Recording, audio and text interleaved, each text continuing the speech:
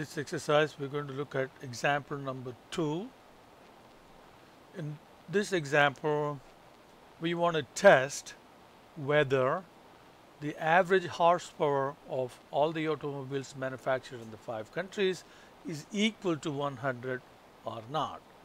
So once again, the first step is to set up the hypothesis. We need to first define what mu is. So mu is equal to the average horsepower of all the automobiles manufactured by the 5 countries.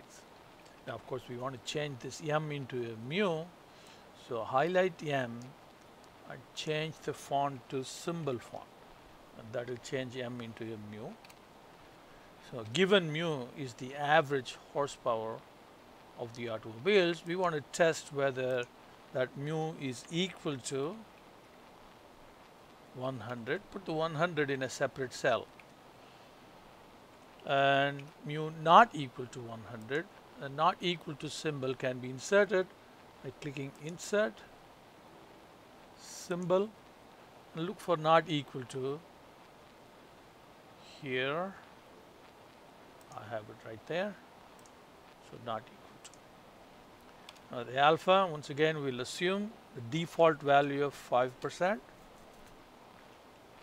Okay, now we'll get the summary statistics from the sample. So sample size is count of horsepower,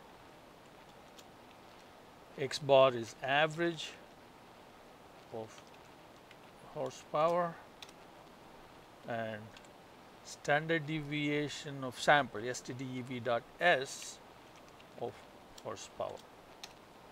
Let's format these two numbers a little bit.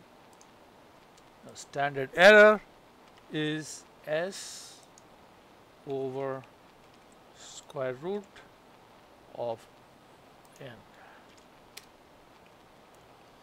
Then we can calculate the value of t statistic using this formula. So that will be x bar minus mu sub 0 is the value of mu in the hypothesis. So it will be that divided by standard error. Now the degrees of freedom is n minus 1. So let's format the t value. This is a two-tailed test because it is not equal to in the alternative hypothesis. So we need to, for p-value, the formula is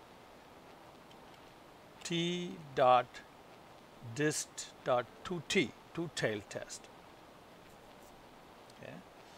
And again, we'll use the absolute value of t, comma, degrees of freedom. So that will give us the p-value. Then the conclusion is, since the p-value is greater than 5%, it's too much error probability. So we cannot, so do not reject H sub O. And now we have to provide an interpretation. There are two parts to the interpretation. First part is the conclusion, and that will be, we do not have sufficient sample evidence to conclude that the average horsepower of automobiles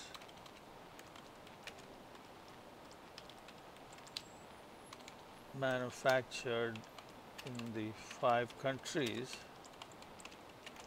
is different